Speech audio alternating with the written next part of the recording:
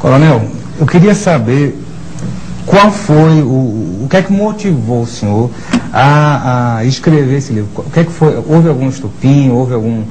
O que é que ebuliu aí dentro para poder colocar toda essa história aqui? Olha, o que me motivou a escrever esse livro foi o seguinte. Na época de 60, na década de 70, o Brasil, infelizmente, sofreu um impacto de organizações terroristas que se formaram e que tinham como principal objetivo a tomada do poder e implantar aqui no país uma ditadura marxista, leninista, do tipo cubano. Isso já é provado, embora muitos neguem, mas a própria esquerda hoje reconhece isso como um fato verdadeiro. E isso começou em 1961, ainda no governo democrático do Jânio Quadros. Em 61 eles estavam mandando pessoas para o exterior, para Cuba, para a China, para a Rússia, onde faziam um curso de guerrilha.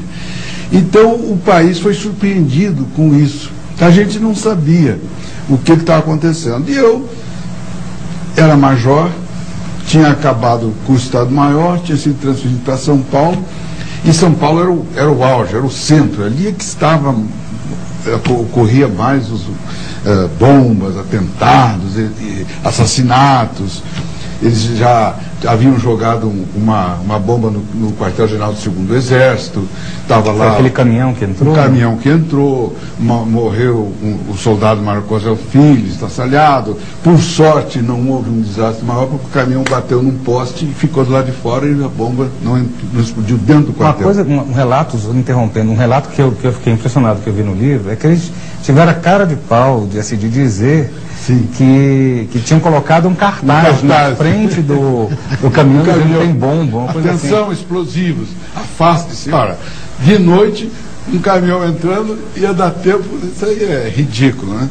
Mas bom, então o que aconteceu? Eu fui chamado como major naquela época para comandar um órgão que estava sendo criado. E esse órgão foi criado também no Rio de Janeiro, foi criado em Porto Alegre, foi criado em Curitiba, em Recife. Chamava-se Destacamento de Operações de Informações, o DOI. DOI. Bom, e lá eu comandava cerca de 400 homens. E a maioria era da Polícia Militar do Estado de São Paulo, a direção era do Exército e eu era o comandante. Então, nós entramos em combate com essa gente, né?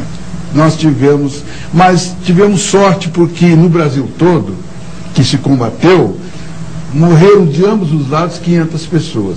Na Argentina, que houve a mesma coisa, foram 30 mil mortos. No Uruguai, pequenininho, 4 mil.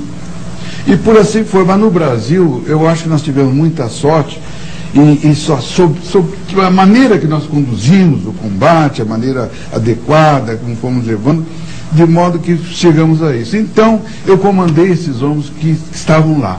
E o que me revoltou é que quando a gente derrotou esse pessoal, nós estendemos a mão para eles. Veio a anistia, pedra em cima disso, e vocês retornam para o Brasil, aqueles que fugiram e tudo, e vamos continuar. Essa época foi a época que João Figueiredo? Foi da época do Figueiredo. Só que eles... Pois não. A anistia geral e restrita, não é? Essa frase? Exatamente. Né? Essa foi a bandeira dos próprios militares, né? Que a esquerda parece que usou como se fosse uma proposta dela. Geral e total e restrita. A exigência foi deles. Foi, né? Então, essa amplidão toda foi uma exigência, praticamente provocação deles. Entendeu? E quando eles voltaram, pastor, do exterior, que vieram, aí nós nos recolhemos, e cumprindo a lei da anistia, o Exército, as Forças Armadas ficaram quietas, mudas, caladas, mas eles começaram a contar essa história à moda deles. E eles foram muito inteligentes e foram formando, os formadores de opinião eram todos formados por eles, porque eles foram ocupando vagas nas universidades, no jornalismo. Só uma pergunta então, Coronel, toda a literatura da escola e toda a informação a nível escolar foram feitos por eles. Foi feita por eles. O Brasil, olha, os professores nossos, houve agora recentemente uma pesquisa que eu estava vendo, os nossos professores, 82% deles são admiradores do Che Guevara. E eles, 30 são do Luiz Inácio Lula da Silva, do presidente, porque eles acham que o presidente é de direita. Imagina a senhora. Como é que estão os nossos formadores de opinião? O que eles têm na cabeça? Isso é até uma pesquisa recente agora, né? Agora, atual. Feita recentemente. Então, eles estão formando a cabeça da nossa juventude, fazendo uma lavagem cerebral com fatos que não são verdadeiros. Então, eu resolvi escrever esse livro e vou contar a história como foi. Como eu vi, como eu vivi. Como é que foi a resposta das pessoas nesse livro? Olha, graças a Deus tem sido muito boa. Olha, aqui em Brasília, a noite do lançamento do livro aqui em Brasília, eu não me lembro mais, não me recordo, mas eu acho que foram mais de 300 ou 400 pessoas o Azevedo para falar. Né?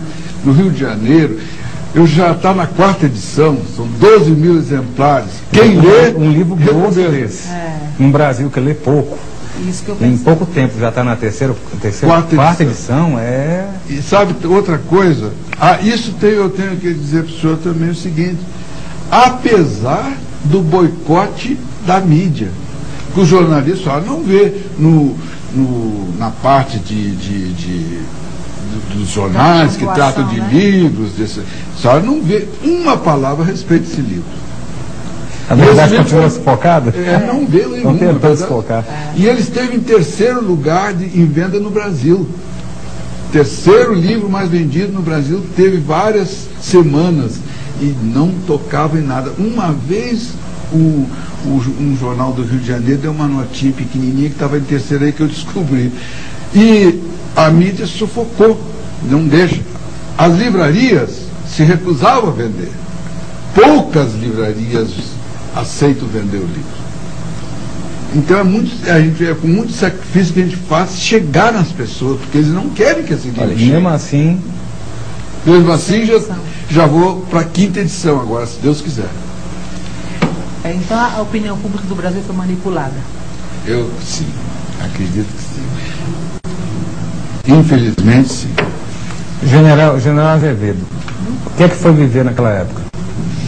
Olha, naquela época eu estava saindo da Academia Militar das Agulhas Negras. Eu fiz parte do contingente que praticamente se interpôs entre tropas que vinham do Rio de Janeiro em direção a São Paulo, e as que de São Paulo a embarrar. Então foi uma fase muito bonita, porque o meu comandante, o comandante da Academia, Médici, ele praticamente deu oportunidade a nós cadetes a tomarem um partido, entendeu? E foi muito importante.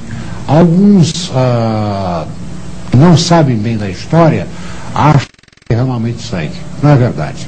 Nós entramos armados, equipados, preparados para barrar as tropas que vinham do Rio de Janeiro.